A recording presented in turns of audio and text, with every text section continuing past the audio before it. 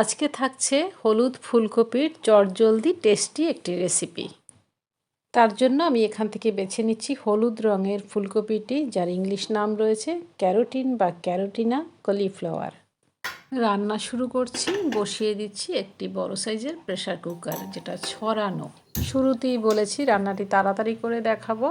এখানে তার জন্য প্রেসার কুকার নিয়ে তার মধ্যে ঢেলে দিলাম 1 কাপ মতো জল। দিয়ে দিচ্ছি কেটে রাখা ফুলকপির টুকরোগুলো। আমি এখানে কপির ডাঁটিগুলো একটু ছিঁড়ে ছিঁড়ে দিয়েছি, যাতে আরও সময়টা কম লাগে। তার সাথে দিয়ে দিচ্ছি ডুমো করে কেটে রাখা একটা বড় সাইজের আলু, এভাবে বসিয়ে দিলাম। আর দিয়ে দেব মটরশুঁটি, আর একটা ছোট্ট বাটিতে, যেটা এই প্রেসার কুকারের মধ্যে ধরে সেইভাবে বসাতে হবে। ব্যাস, বসে গেল। একসাথে 3টে জিনিস সেদ্ধ হয়ে যাবে। ঢাকনাটা বন্ধ করে দিলাম।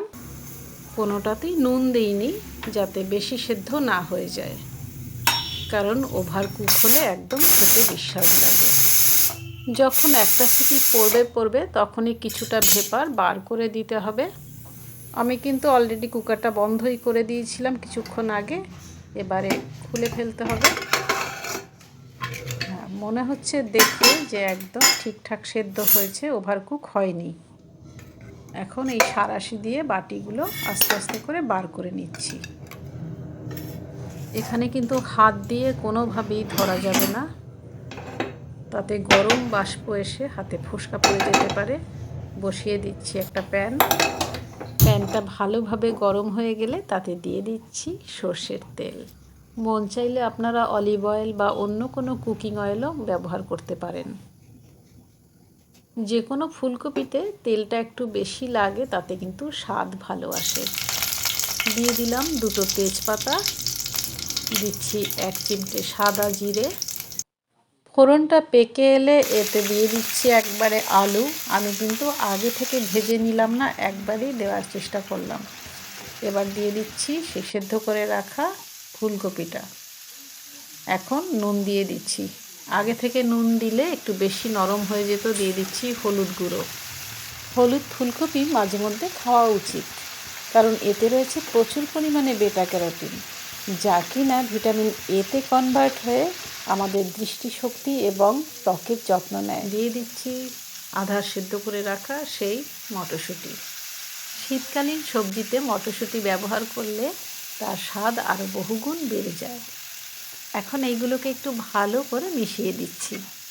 দিয়ে দিচ্ছি 1 চামচ মতো লাল লঙ্কার গুঁড়ো, দিয়ে দিচ্ছি জিরের গুঁড়ো।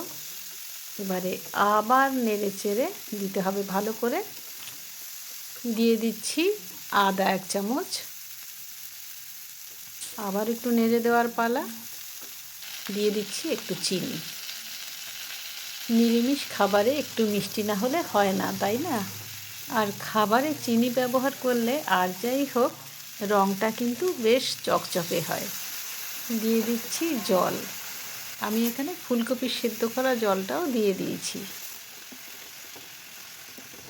ফুটে উঠেছে বেশ পুরো ব্যাপারটা। এবার ঢাকা দিয়ে দিচ্ছি কিছুক্ষণের জন্য। খুব বেশি সময় রাখার দরকার নেই, আগে থেকে তো কিছুটা সেদ্ধ করা হয়ে গেছে প্রায়। একটু দেখা যাক হয়েছে কিনা। হ্যাঁ, অনেকটাই হয়ে গেছে দেখে মনে হচ্ছে। এখন দেব একটা মোক্ষম জিনিস। একটা ছোট্ট বাটিতে কাউ মিল্ক নিয়ে তার মধ্যে দিলাম 1 চামচ ঘি, এবং এতে মেশাবো 1 চামচ ছোট দেখে গরম মশলা। এতে রয়েছে তেজপাতা, লবঙ্গ, এলাচ এবং দারচিনি। এই গরম মশলায় আমি যে তেজপাতা মিশিয়েছি সেটা কিন্তু খোলায় টেলে নেওয়া, কাঁচা নয়। যে কোনো ফুলকপিতে নামানোর ঠিক আগে আগে এই 3টে জিনিসের মিশ্রণ দিলে খাবারের স্বাদ বাড়ে বহুগুণ এবং দারুণ একটা সুগন্ধ বের হয়। একবার ট্রাই করে দেখুন।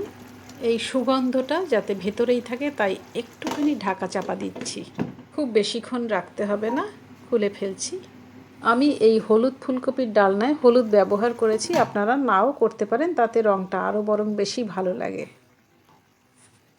তাহলে বন্ধুরা, আজকের রেসিপিটি পরিবেশনের জন্য একেবারে রেডি।